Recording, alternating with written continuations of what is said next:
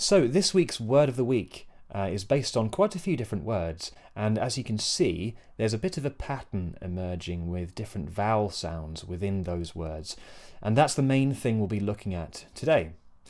So very quickly before we get into this, if you have a suggestion, well, that's what we're here for. It's word of the week, right? So leave a comment below and I could be covering your word next week.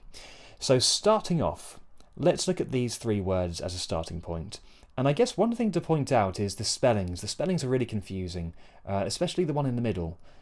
It almost looks like, if you're a non-native English speaker, it looks like it could be pronounced file, right? Because the A letter could represent an R vowel, and the I letter could represent an E, so I, file. It could possibly be that, logically speaking, but there's not much logic in English pronunciation, right? So it's not, it's something else, and we'll look at that.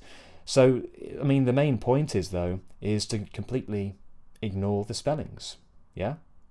And rather than thinking about spellings, groups, in terms of vowels, so ignore the spellings for the vowels is what I'm talking about, rather than thinking about spellings, groups for vowels, think about vowel groups, words that belong to one single vowel sound. And if that isn't making too much sense, then check out our crash course, which has a much more straightforward and logical way to improve your pronunciation by approaching it in a different way to the way people normally do. So check out our crash course if that's something you want to work on. But we're going to start with the word fell, because the e vowel in the word fell, this e vowel sound, short, horizontal space, the lips are slightly spread, e, fell. This vowel sound is also found in these words as well, but it's the starting point of the vowel in the word fail. Fail. So the fail vowel is a sliding vowel, it's a diphthong. So we begin with e, and then the tongue slides upwards from e to e, a. Right, so it begins in the same place as fell, e, and then it rises, the tongue moves up towards e. Fay, fay, fe, fay, fail, fell, fail. And we can look at many different pairs of words that have this difference. So melt, male is another one. Melt, male. Notice how the A vowel is longer. It needs to be because you're sliding from one vowel to the next. Male. The next one, fell, felt, fail. Ten, tail. Well, whale. Okay, so that's the first pair to look at, and we'll have some practice sentences for those at the end. Now this vowel is the I vowel I was talking about earlier. I. Okay, also the same thing for the word mile or miles. It's the I vowel, which begins with lots of open space, much more open space in comparison to A. It's R, I, file or files, mile, miles. And then the tongue slides up to the same ending position as in fail, the E, I, yeah? It goes towards the E, but not all the way. Not I, but I, somewhere towards it. File, mile. Again, it's longer, right, because it's a sliding vowel. And then we have this other word you suggested, mouse. So mouse begins with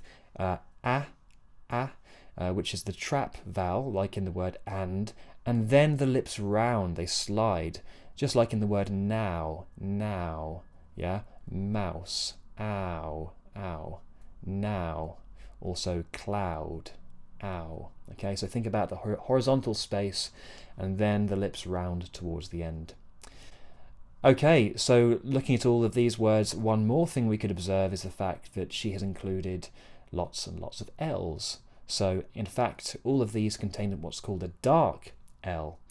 Now, I won't go into too much detail here, but essentially the dark L, along with having the tip of the tongue touching the top of the mouth, just like in the light L, the other L, the back of the tongue is raised as well. It's not touching, but it's higher and it's closing off the space in the back of the mouth. Or.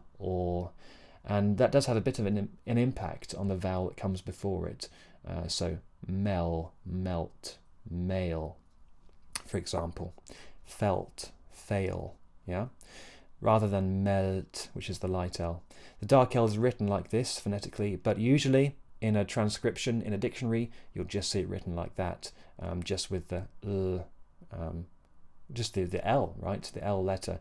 But bear in mind that if the L comes before a consonant, like in melt, felt, miles, and files, then it should be dark. Also, if it comes before nothing, like in male and fail, it should be dark as well. If it comes before a vowel, like in low, then it needs to be light, a light L. Okay, there we go. Now, here are some practice sentences for you, and we're going to go from to a. So focus on being a short vowel, tongue stays in the same place, and then a, longer vowel, and you slide, the tongue slides up. They went away. A, went, away. They went away. Sorry, I meant may. A,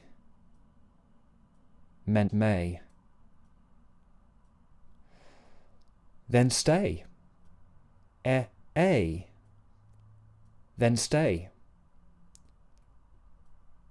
When was it made? A, when was it made? Jess played really well. A, L. Jess played really well. He met his mates. A, he met his mates. She's in a terrible state. A, terrible state. You just fell, you didn't fail. A, fell, fail.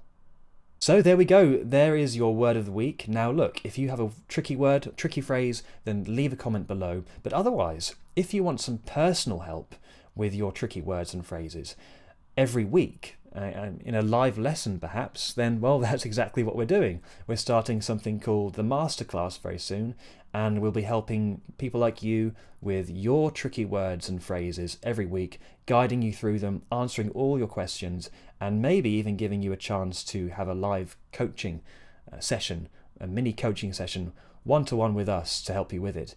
So if that sounds like something you would really get a lot out of, then make sure you sign up. Click the link to sign up, and we will tell you about it first. You'll be the first to hear about it when it's ready. Otherwise, click subscribe. We post these videos twice a week, and here's that video on loose and lose. And otherwise, I'll see you in the next word of the week.